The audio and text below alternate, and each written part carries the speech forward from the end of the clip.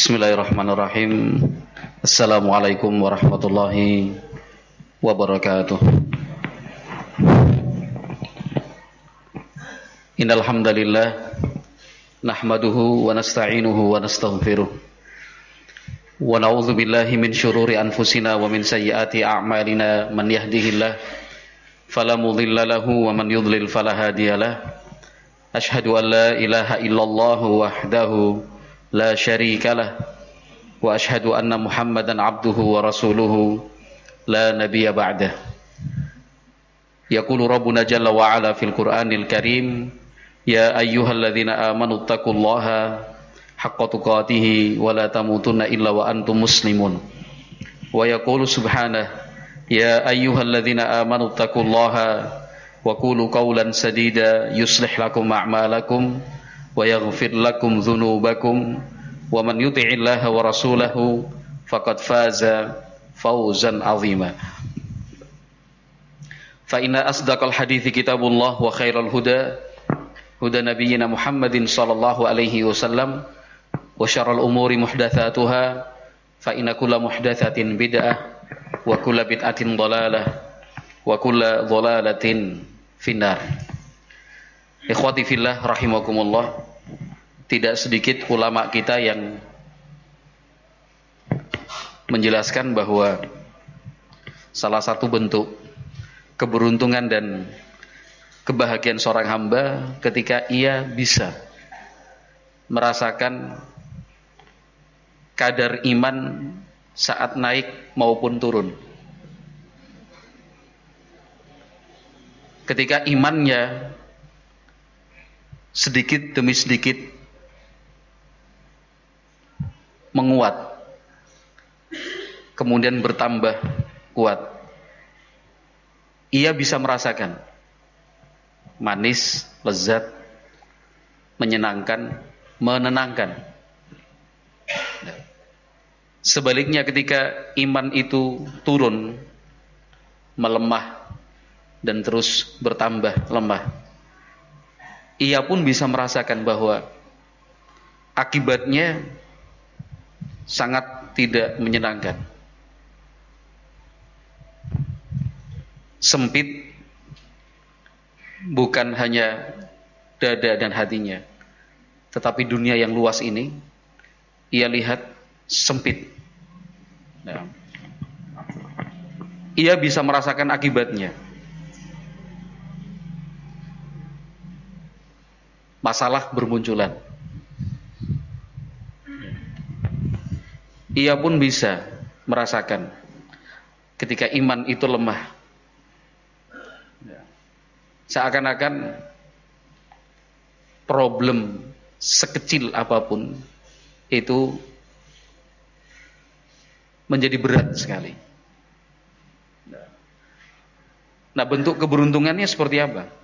Bentuk keberuntungan ya ketika dia bisa merasakan iman itu naik, kemudian semakin bertambah kuat, ia manfaatkan itu dengan sebaik-baiknya. Dia jaga, dia pelihara. Dia tidak ingin melewatkan momen-momen seperti itu. Ketika iman itu betul-betul naik dan terasa kuat, ia pacu semangatnya untuk menambah ibadah kepada Allah Subhanahu wa taala. Nah, selagi iman itu kuat. Nah, bentuk keberuntungannya bagaimana? Ketika dia merasakan bahwa imannya itu turun, lemah, ia mengalami kejenuhan di dalam beribadah, bisa mengambil langkah-langkah yang tepat untuk tidak membiarkan imannya terus melemah. Ia tidak rela imannya semakin waktu semakin berkurang. Dia akan mengambil langkah-langkah untuk meningkatkan kualitas iman. Nah, dengan banyak cara yang sudah diajarkan di dalam agama, seperti bertaubat, beristighfar kepada Allah Subhanahu wa taala,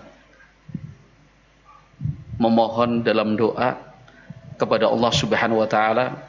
Nah, agar dijaga imannya, dipelihara ibadahnya. Nah, hamba yang seperti ini adalah hamba yang beruntung. Al-Imam Ibnu Rajab Al-Hambali Al-Baghdadi rahimahullahu taala dalam Jami'ul Ulumi wal Hikam syarah Al-Arba'in An-Nawawiyah itu menukil beberapa penjelasan ulama tentang hal ini.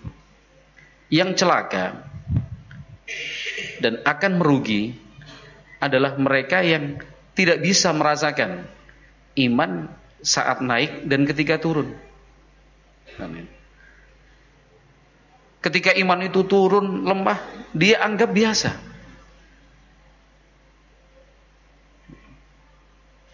Bukan sebuah hal yang menyedihkan. Bukan satu musibah. Biasa saja.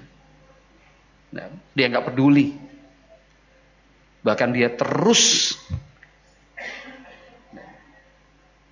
mengikuti arus iman yang turun. Nah, ketika imannya bertambah, naik sedikit demi sedikit, satu strip di atas satu strip berikutnya. Nah, bukannya ia bersyukur. Nah, baru naik satu strip, dua strip, tidak bertahan lama, jatuh lagi. Ini celaka, sangat merugi. Ikhwati fillah rahimani wa rahimakumullah. Siapapun dari kita insyaallah yang hadir di sini, yang betul-betul serius belajar agama, pasti bisa merasakan hal ini. Naik turun.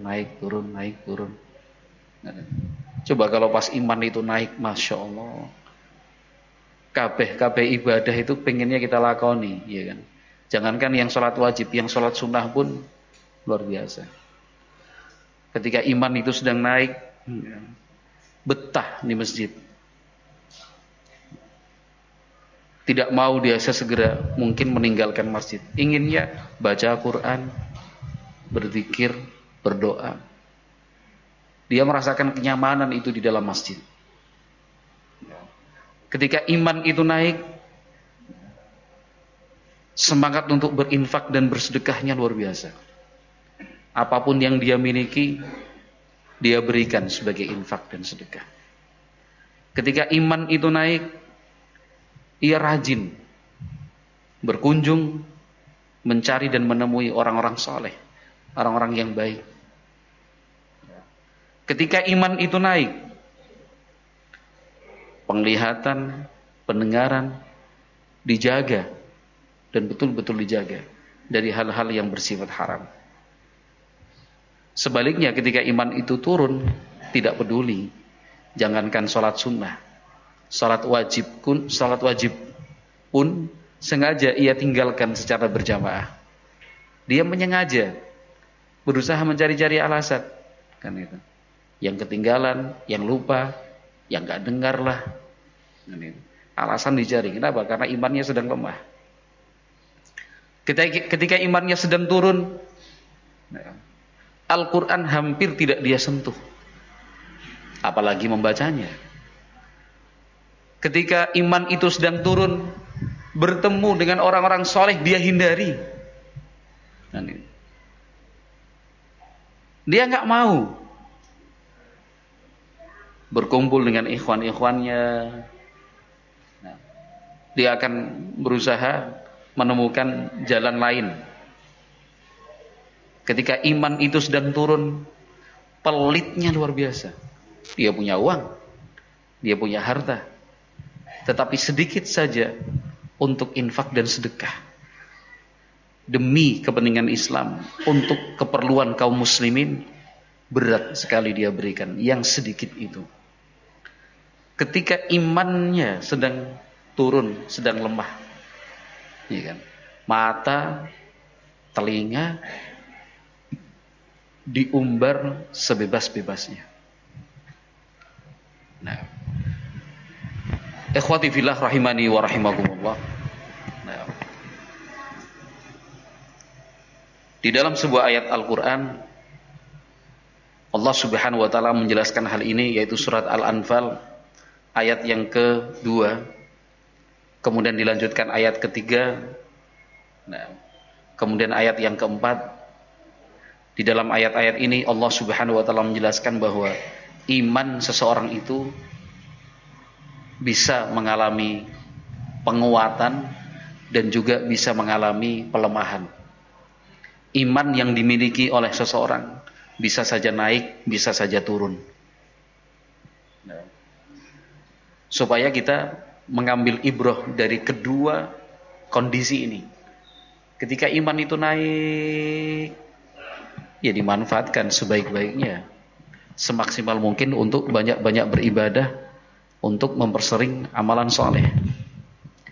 Ketika iman itu turun, ada langkah-langkah yang bisa kita ambil agar tidak terus turun. Nah, tapi ditahan, dijaga. Bahkan bila perlu, dan itu yang harus dilakukan adalah dipompa supaya segera naik dan menguat.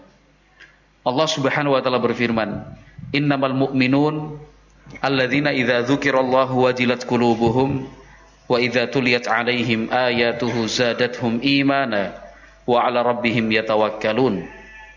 Alladzina yuqimunas salata wa mimma razaqnahum yunfikun ulaika humul mu'minuna haqqan lahum darajatun 'inda rabbihim wa maghfiratun wa rizqun karim." Allah berfirman, innamal mu'minun, orang-orang yang beriman itu sesungguhnya adalah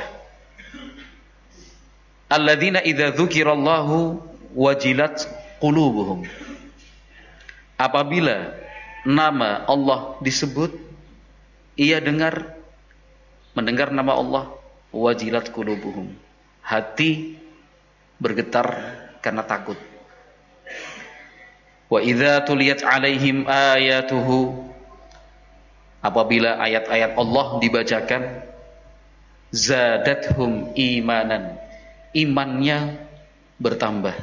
Wa 'ala rabbihim yatawakkalun, kemudian mereka benar-benar bertawakal hanya kepada Allah Subhanahu wa taala. Siapa orang-orang yang beriman itu? Alladzina yuqimunas shalah. Selanjutnya Allah menjelaskan orang yang beriman itu adalah mereka yang menegakkan salat. Wa mimma razaqnahum yunfikun, berinfak dari sebagian rizki yang kami berikan untuk mereka. Ulaika humul mu'minuna haqqan, mereka adalah orang-orang yang beriman dalam arti sesungguhnya. Lahum darajatun 'inda rabbihim, mereka memiliki derajat yang tinggi di sisi Allah Subhanahu wa taala, wa maghfiratun wa rizqun karim, mereka akan mendapatkan ampunan dan rizki yang baik. Ikhwati fillah rahimani wa rahimakumullah, Al-Hafidz Ibnu Katsirin rahimahullahu taala di dalam tafsir beliau tentang ayat ini, beliau mengatakan, menukil ucapan Ibnu Abbas radhiyallahu anhuma tentang ayat di atas. Ibnu Abbas radhiyallahu anhuma mengatakan, al-munafiqun la yadkhulu qulubahum syai'un min dzikrillahi inda adai faraidhihi. Orang munafik ketika melaksanakan kewajiban,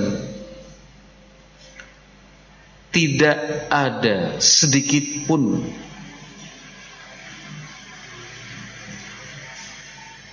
masuk ke dalam hati mereka min zikrillah, syai'un min zikrillah, mereka tidak ingat kepada Allah sama sekali. Itu orang munafik. Orang munafik itu ketika beribadah, ya, menjalankan satu amaliyah, mereka menjalankannya dengan hati yang kosong, tidak bisa khusyuk. Salat misalkan,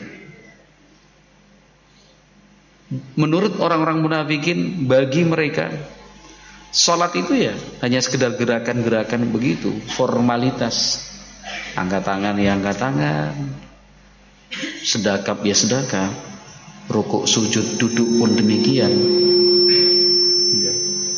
Sama sekali tidak bisa menikmati indahnya salat. Sehingga di dalam beberapa ayat disebutkan orang munafikin itu, nah, idza qamu ila sholati qamu kusala. Kalau mereka ikut-ikutan salat, qamu kusala. Mereka lakukan itu dengan rasa malas-malasan. Kalau bisa enggak. Tapi kalau enggak nanti akan ketahuan, oh ini munafik. Ini enggak beriman. Akan ada sanksi-sanksi yang diterapkan dan ditetapkan.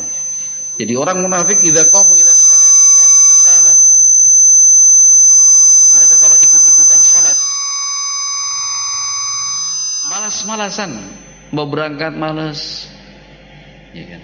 Sampai di masjid juga demikian, malas. Ketika sudah mulai gerakan-gerakan sholat, malas. Kenapa? Tujuannya yura'unan nas. Karena tujuan orang munafik sholat itu hanya yura'unan nas, supaya dilihat orang, oh sholat.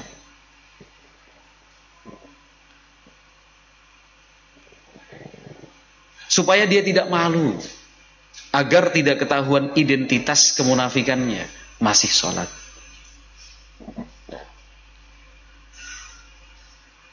Berangkatnya malas-malasan, ketika dia sholat tujuannya untuk dilihat orang. Selesai sholat Allah menjelaskan wala yadhkurunallaha illa qalila. Ketika yang lain itu berzikir, menikmati lezat dan indahnya zikir kepada Allah Subhanahu wa taala, mereka orang munafikin wala yadhkurunallaha illa qalila. Zikirnya cuma sebentar saja, kayak kepanasan gitu. Kalau mau berzikir panjang itu udah nggak tenang. Itu orang munafikin. Nah, dan bukan hanya ibadah salat, semua ibadah pun demikian. Nah, semua ibadah pun demikian. Wala yu'minuna bisyai'in min ayatillah wala yatawakkalun wala yusalluna idza ghabu wala yu'adduna zakata amwalihim. Orang munafik itu tidak beriman kepada ayat-ayat Allah. Mereka tidak bertawakal kepada Allah. Ketika tidak ada orang salat ditinggalkan. Mereka orang-orang munafik la yu'adduna zakata amwalihim, tidak menunaikan zakat dari harta yang dimiliki. Fa akhbarallahu ta'ala annahum laisu bimu'minin. Maka melalui ayat-ayat ini Allah Subhanahu wa taala menjelaskan orang munafik itu tidak pantas disebut sebagai mukminin. Annahum laisu bimu'minin. Orang munafik itu bukan kaum yang beriman. Yang patut digarisbawahi ikhwati fillah rahimakumullah, siapapun orangnya termasuk kita harus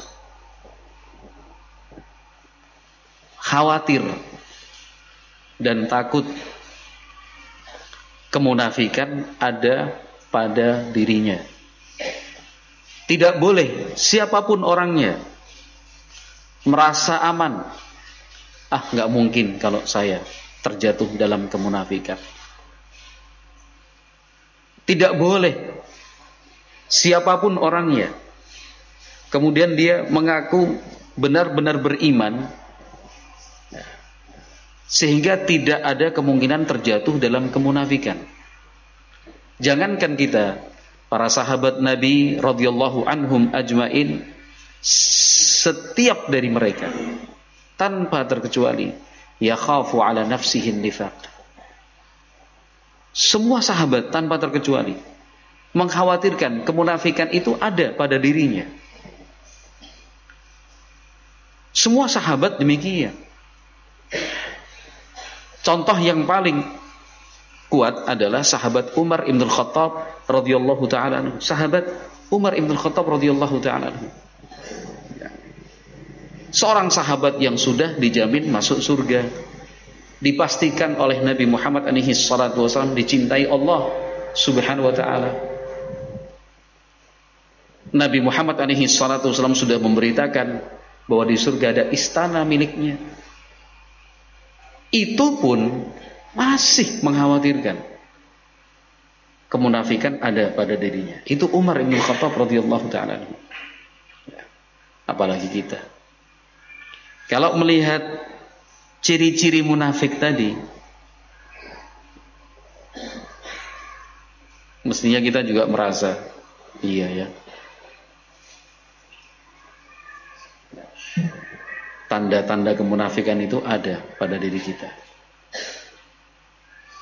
Ini tadi, salat malas-malasan. Tujuannya bukan ikhlas karena Allah Subhanahu wa taala. Yura'unan nas, riya. Takut dihukum, takut dimarahi supaya dibilang anak soleh. Bukti berikutnya wala yadhkurunallaha illa qalila. Berzikir, iya kelihatannya berzikir, tetapi yang dilakukan cuma sebentar. Nah, tidak bertahan lama. Beda kalau ngobrol. Kalau udah ngobrol, wah lama. 2 jam aja. Kok sebentar sih, burung rampung ke? Jam pira. Lanjut maling, kopi.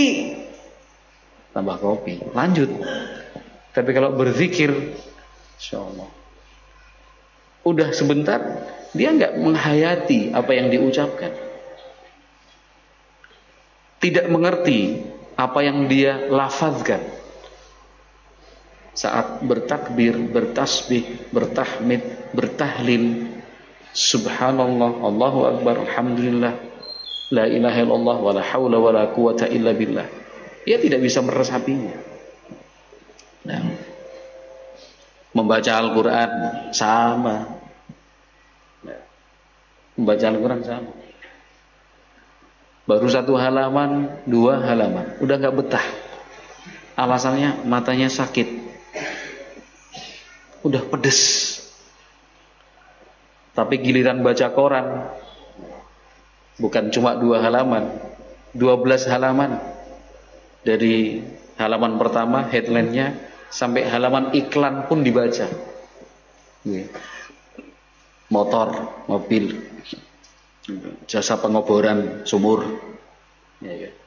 ini las, ini hotel murah di Kebumen, dibaca semua. Kos tanah, semua dibaca. Yang iklan-iklannya, sak judul film di bioskop yang ada di sebelah itu dibaca juga.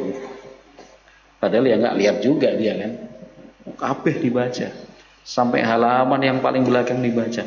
Kok nggak ada alasan matanya pedas? Kok nggak ada alasan matanya sepet atau sakit? Ini yang kita takutkan dan kita khawatirkan. Ada tanda-tanda kemunafikan yang tidak kita sadari. Membaca Al-Quran belum tentu setiap hari, tapi media sosial terus-menerus tidak berhenti. Jadi Ibnu Abbas radhiyallahu anhuma mengatakan la yadkhulu qulubahum syai'un min dzikrillahi 'inda ada'i faraidihi. Jadi ketika melakukan ibadah, ya, tidak sampai ke dalam hati pelaksanaannya. Kata beliau rahimahullah, "Tsumma wasafallahu al-mu'minin faqala innamal mu'minuna alladzina idza dzukirallahu wajilat qulubuhum fa'addu fara'idhahu." Kemudian Allah Subhanahu wa taala menjelaskan sifat orang-orang yang beriman. Innamal mu'minun, orang yang beriman itu alladzina idza dzukirallahu wajilat qulubuhum. Apabila nama Allah disebut, hati mereka bergetar karena takut. Wujud dan pembuktiannya fa'addau faraidahu, maka mereka pun melaksanakan kewajiban. Wa idza tuliyat alaihim ayatuhu zadathum imana, apabila ayat-ayat Al-Quran itu dibacakan, imannya bertambah. Dia bisa menikmati. Jangankan membaca, mendengar saja, ia bisa merasakan kekuatan Al-Quran itu. Wa idza quri'a al-Qur'anu fastami'u lahu wa ansitu la'allakum turhamun. Ayatnya jelas, apabila Al-Quran dibaca, dengarkan dengan seksama. La'allakum turhamun, kalian akan dirahmati. Al-Imam Al-Qurtubi rahimahullahu ta'ala dalam tafsirnya menjelaskan, ini untuk yang mendengar. Dijamin memperoleh rahmat dari Allah Subhanahu wa taala. Karena la'alla bagi Allah Subhanahu wa taala itu sesuatu yang pasti. La'allakum turhamun, pasti kamu dirahmati. Ini orang yang mendengar. Fa kaifa bil qari'i, apalagi kalau yang membaca. Masalah apapun yang kita hadapi, sesulit apapun itu, sebanyak apapun itu, ya kan? Siapapun dari kita yang sedang mengalami kesulitan, ya,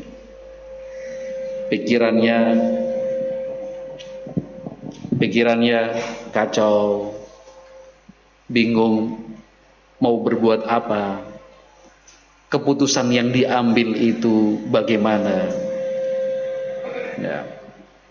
Yang jelas sampai pada tingkatan membenci diri sendiri. Sampai pada tingkatan membenci diri sendiri. Susah. Penyelesaiannya sangat mudah. Tidak mengeluarkan biaya. Tidak perlu capek. Kalau sudah dalam kondisi yang seperti ini, cara yang paling mudah, ambil mushaf Al-Quran, buka, baca. Itu kan murah. Bukan cuma murah, gratis. Ya kan? Tidak usah kemudian memilih cara yang pada akhirnya bukan mengurangi masalah, justru menambah beban pikiran. Apalagi sampai yang sifatnya dosa dan haram. Jangan. Caranya mudah, duduk, ambil Al-Quran, baca. Nah, itu cara meningkatkan iman, untuk menguatkan iman. Karena ayatnya jelas, wa idza tuliyat alaihim ayatuhu zadathum imanan. Kalau Al-Quran itu dibacakan, imannya bertambah. Apalagi kalau dia yang membaca. Caranya mudah, ambil Al-Quran, baca 2 halaman, 3 halaman, 4 halaman, 5 halaman. Lebih-lebih lagi kalau dia bisa mengerti dan memahami kandungan dari ayat-ayat yang dia baca, lebih bermanfaat lagi untuk meningkatkan iman. Kemudian Al-Imam Ibnu Katsirin rahimahullahu ta'ala menjelaskan, wa hadhihi sifatul mu'min haqqul mu'min. Inilah sifat orang yang beriman dalam arti yang sesungguhnya. Nah, siapa orang yang beriman itu? Ya banyak kriterianya. Akan tetapi kriteria yang paling kuat orang yang beriman itu adalah idza dzukirallahu wajila qalbuhu ay khafa minhu. Jadi kalau sudah disebut nama Allah, Allahu Akbar, Allah, ittaqillah, bertakwalah kepada Allah, langsung takut langsung. Nah, tergerak hatinya. Fa fa'ala awamirahu wa taraka zawajirahu. Dia laksanakan perintah, dia tinggalkan larangan. Kaqaulihi ta'ala, ini sama dengan firman Allah yang lain, walladzina idza fa'alu fahishatan aw zalamu anfusahum dzakarullaha fastaghfaru lidzunubihim wa man yaghfiru dzunuba illallahu wa lam yusirru ala ma fa'alu wa hum ya'lamun. Allah berfirman, orang-orang yang beriman itu adalah orang-orang yang apabila melakukan perbuatan keji, berdosa, atau menzalimi diri sendiri, kemudian ingat Allah, fastaghfaru lidzunubihim, mereka segera beristighfar, meminta ampun kepada Allah Subhanahu wa taala. Wa man yaghfiru dzunuba illallahu, dan tidak ada yang mampu mengampuni dosa kecuali Allah Subhanahu wa taala. Walam yusirru ala ma fa'alu, dan mereka tidak terus-menerus melakukan kesalahan itu. Wa hum ya'lamun, dan mereka sadar, ya udah, melakukan satu perbuatan dosa, ingat Allah, beristighfar, berhenti. Tidak dilanjutkan, tidak diulangi lagi. Wa kaqaulihi ta'ala, ini juga mirip dengan firman Allah Subhanahu wa taala yang lain, wa amma man khafa maqama rabbih wa nahan nafsa 'anil hawa fa innal jannata hiyal ma'wa. Barang siapa yang takut terhadap kedudukan Tuhannya, wa nahan nafsa 'anil hawa, sehingga dia bisa mengendalikan dirinya untuk tidak mengikuti hawa nafsu, fa innal jannata hiyal ma'wa. Orang seperti ini akan mendapatkan surga sebagai tempat tinggalnya. Nah, sebagai tempat tinggalnya.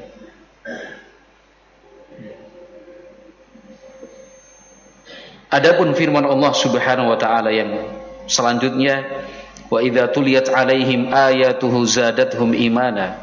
Orang yang beriman itu apabila ayat-ayat Allah dibacakan, dia dengar, zadathum imana, imannya bertambah. Nah, ini sama dengan firman Allah yang lain, kata Ibnu Katsir rahimahullah, wa idza ma unzilat suratun faminhum man yaqulu ayyukum zadathum hadhihi imana fa ammal ladzina amanu fazadathum imanan wa hum yastabshirun. Apabila satu surat diturunkan, surat Al-Quran diturunkan, ada di antara mereka yang bertanya, ayyukum zadathu hadhihi imana, siapa di antara kalian yang imannya bertambah dengan turunnya surat ini? Adapun orang-orang yang beriman, fazadathum imanan, imannya bertambah, wa hum yastabshirun, dan mereka bisa merasakan senang bahagia. Nah, ini kita bisa mengukur, masing-masing orang bisa menilai kadar imannya. Masing-masing orang bisa menakar kadar imannya. Bagaimana cara menakar kadar iman itu? Ya dengan Al-Quran.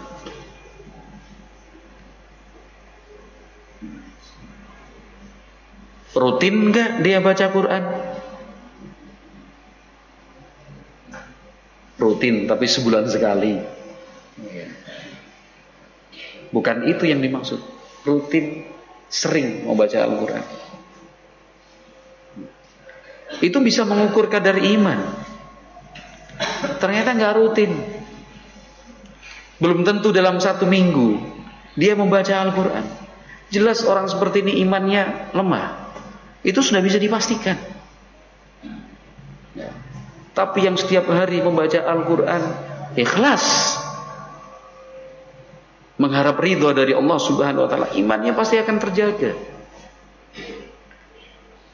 Masing-masing kita bisa menakar kadar imannya dengan seberapa lama dia membaca Al-Quran.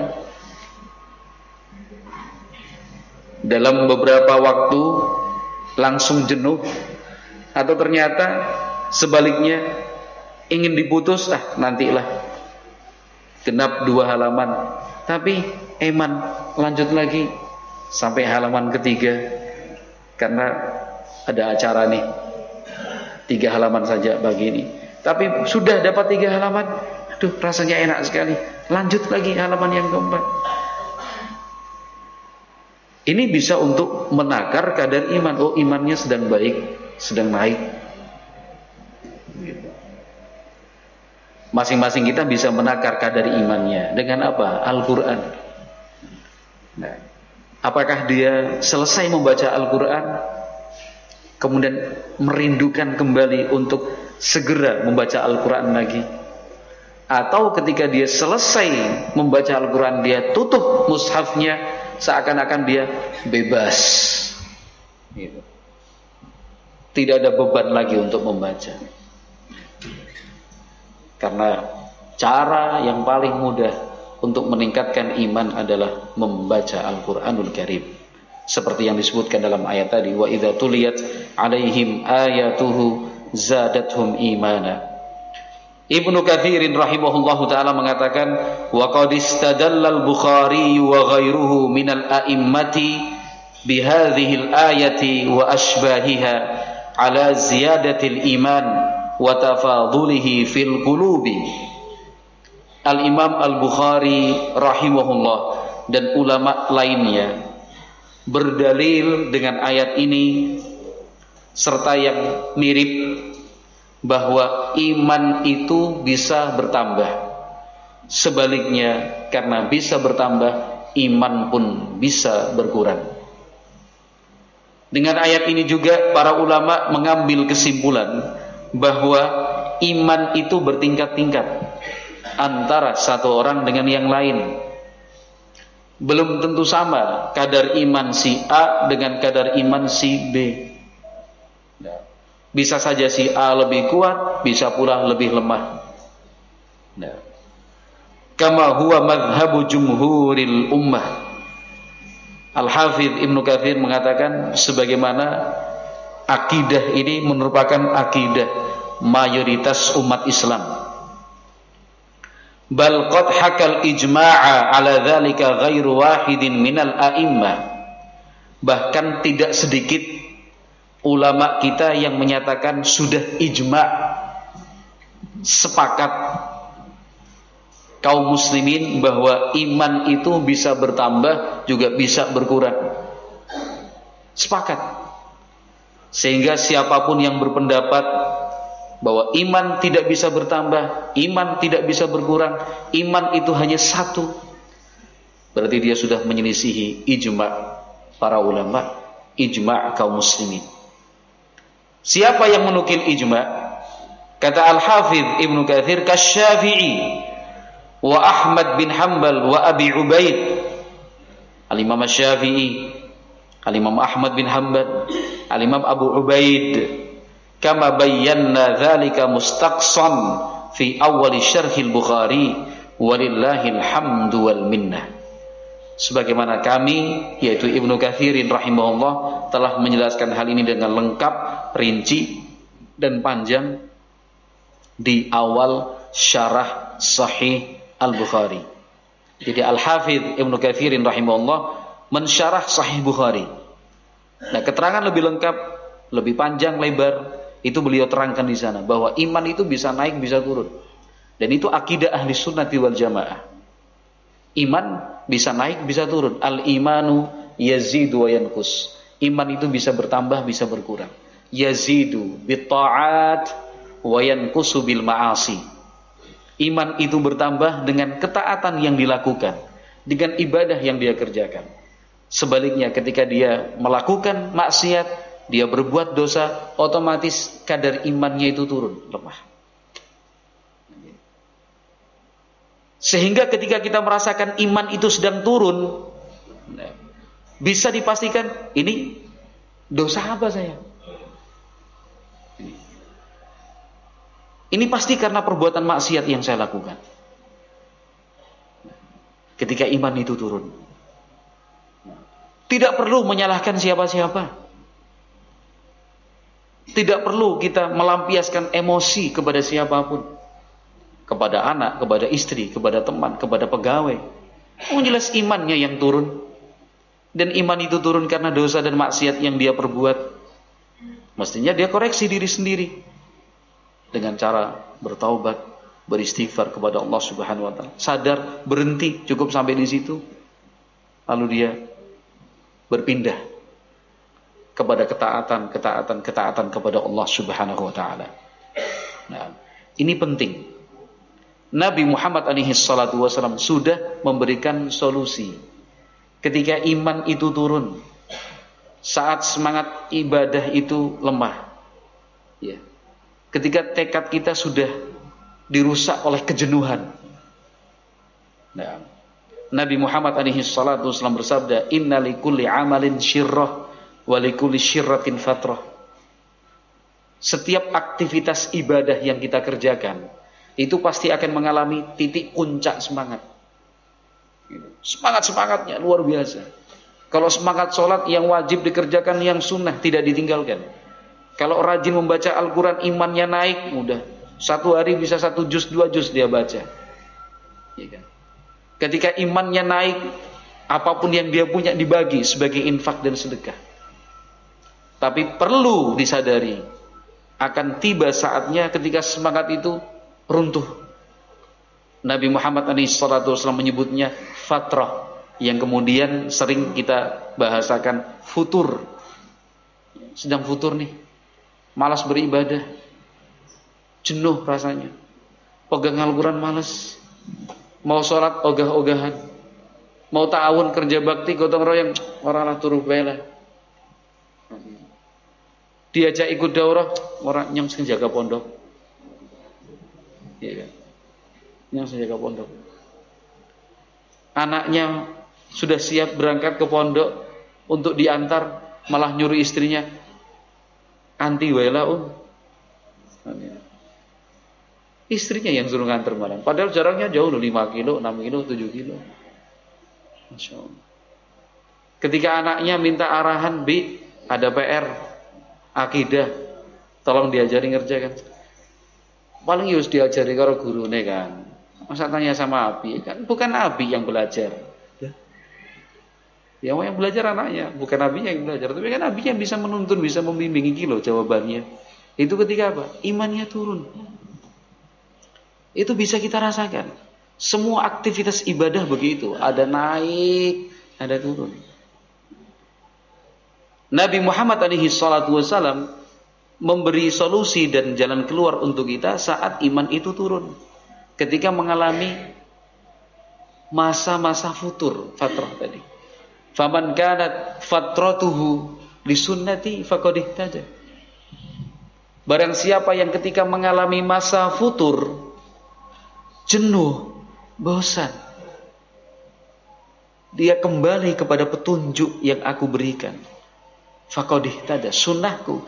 Orang ini yang akan tetap lurus di atas jalannya. Tetapi kalau dia mengalami masa-masa futur, yang dia pilih adalah ghairi sunnati, bukannya sunnahku yang dia pilih, faqad halak. Orang ini pasti akan binasa. Nah, maka ketika masa-masa futur itu tiba, iman kita lemah, jangan diikuti arusnya. Berhenti, stop sampai di sini. Terus mensiasatinya bagaimana? Pilih kegiatan-kegiatan yang sifatnya mubah.